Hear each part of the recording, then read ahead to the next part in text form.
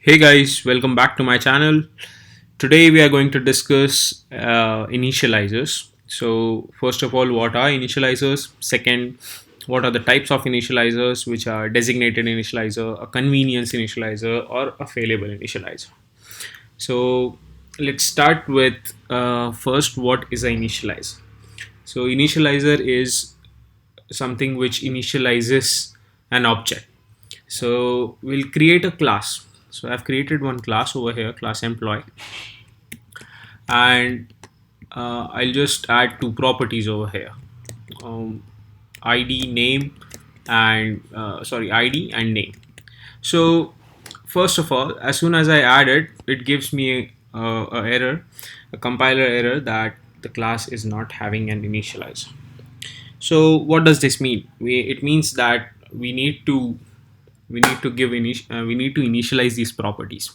So there are two ways to do it. One is we write an initializer, or other is we give these properties an optional value.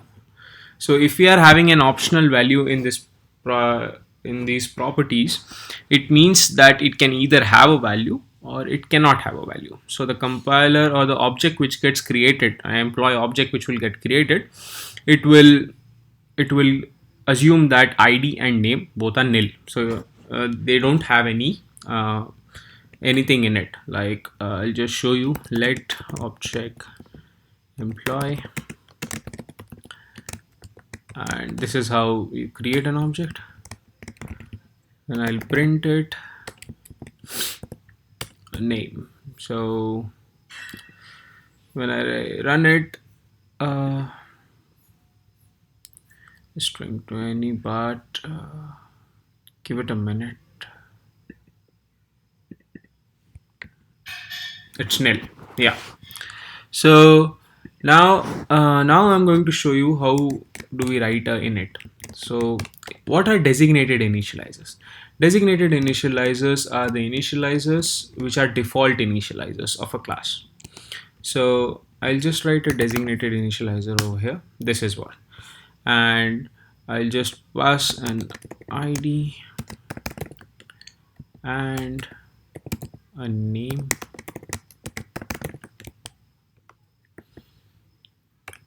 like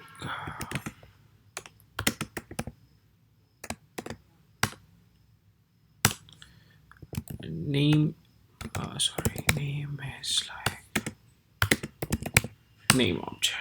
Okay, so as soon as we write this initializer over here, we are not able to initialize this employee object like this.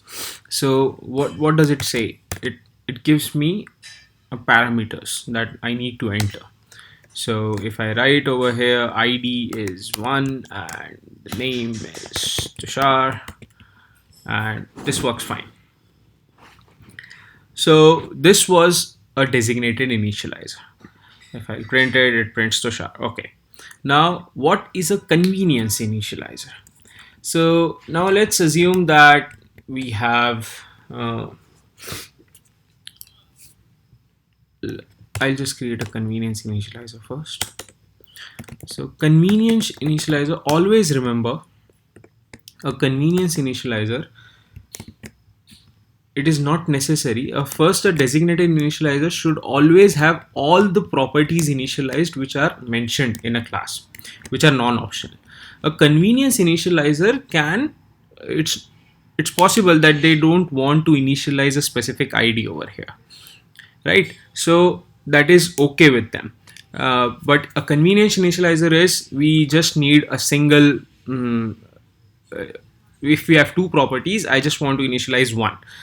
So how will the second property get initialized? It will always get initialized because a convenience initializer has always calls a designated initializer. So I'll say, if I just write a convenience initializer over where name object string, and I'm assigning this name to name object. Now as soon as I write this, it tells me that I first need the initializer call, the self init, which is a designated initializer call.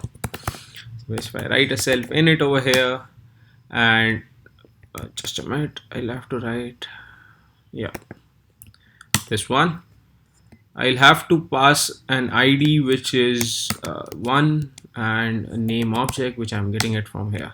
See, so what I've done over here is I will anyway have to initialize the designated initializer if I have to call the convenience init. So convenience init are called when we know a specific property which we just have to add. Like in this case, I knew the ID over here. So that is just an example, but we can have different objects over here. Now I'll just show you a convenience initializer. How is it done? Apply object convenience, and if I write over here, yeah, this is a convenience initializer, and I'll put char over here. I'll just comment it, and I'll print both object and employee ID. Let's run it. Okay, what is it? Okay, sorry. Yeah, Tushar and 1. So as far as we go, a designated initializer and a convenience initializer. This is what they are. Always remember, a designated initializer is the default initializer, and a convenience initializer always has a designated initializer called in it. Without that, a convenience initializer cannot be written. Now let's see a different case over here. What is a failable initializer? Now let's assume I have an ID over here. I'll just have a name over here, and I'll remove this ID from this over here. Yeah, I have a name object over here. Let's remove this convenience in it for the sake of, yeah. So a convenience in a failable initializer is where we have a condition that this object might return a nil. That is a failable initializer. So how do we do that? We add a question mark over here, which makes this initializer a optional initializer, which is a failable initializer. Now, what is the condition of this initializer? Example, just comment it out. Yeah, okay. And now if I'm having a name, so a name should never be empty. Let's check this. If a name is empty, then this object should fail. It should never get created. So you can have different kinds of condition. It's just an example I'm trying to explain over here.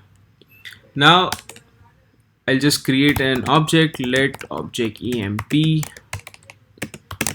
employee and name object. I'll just enter a blank string over here. Now if I print this,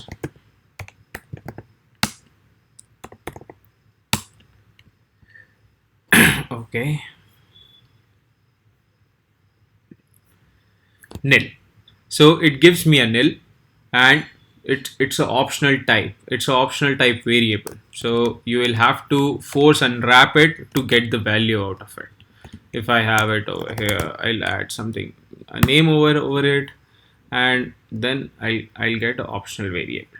See, I got an optional, which is name. See, it automatically adds it optional. So this is what a failable initializer is.